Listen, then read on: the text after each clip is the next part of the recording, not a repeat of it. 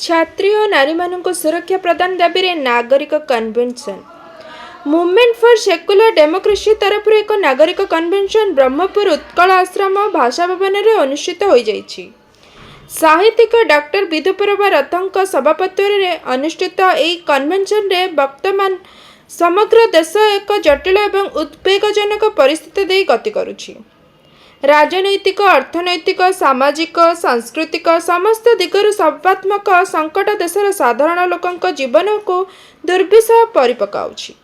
फकीरमोहन स्वयंशासित महाविद्यालय परिसर मध्य छात्री आत्मदाह पर मृत्यु, बलंगा छात्र पोड़ी पट्टामुंडाई छात्री आत्मदाह आदि घटना सहित गोपालपुर बेलाभूमि छात्री दुष्कर्म ठारू आरंभ करी ब्रह्मपुर नकली होमिओपैथी डॉक्टर जैनिक 17 वर्षर नाबालिक को बीएससी नर्सिंग लोभ देखाई दुष्कर्म घटना, गोलंथर मात्र 12 वर्षर नाबालिक को हाथगोड़ बांधी दुष्कर्म घटना ठारू आरंभ करी प्रतिदिन एहीपरि दुखद घटना घटी चली।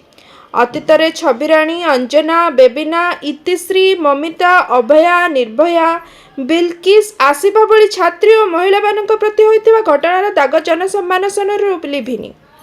छात्री और महिला मानक समस्त दिगरु सुरक्षा देबा पई आज पुलिस प्रशासन सरकार असमर्थ बोली आलोचना चक्र रे उद्वेग प्रकाश पाइथिला। अन्यपटे मद, मादक द्रव्य, अश्लीलता, नग्नता, अपसंस्कृतिर व्यापक प्रचार प्रसार छात्र युवा समाजर नीति, नैतिकता, मानविकता को ध्वंस करुछि। शिक्षा अनुष्ठान भितर बाहर छात्री और महिला मानक सुरक्षा सुनिश्चित करबा, मद, मादक द्रव्य, अश्लीलता, नग्नता, अपसंस्कृतिर प्रचार प्रसार बंद करबा दाबी सचेतन संगठित शृंखलित शक्तिशाली आंदोलन गढ़ी तोलिबा पई समस्त छात्र छात्री, शिक्षक, अध्यापक, अभिभावक, बुद्धिजीवी एवं शिक्षाप्रेमी जनगण आगे आसिबा पई वक्तागण आह्वान देथिले।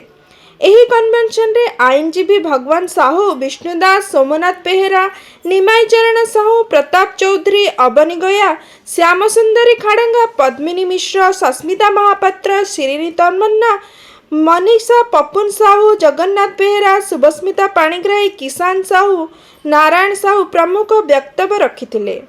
कार्यक्रम रे एही प्रसंग उपरे स्वरचित कविता मान पाठ करबा सहित एकक अभिनय मध्य करा जायथिला।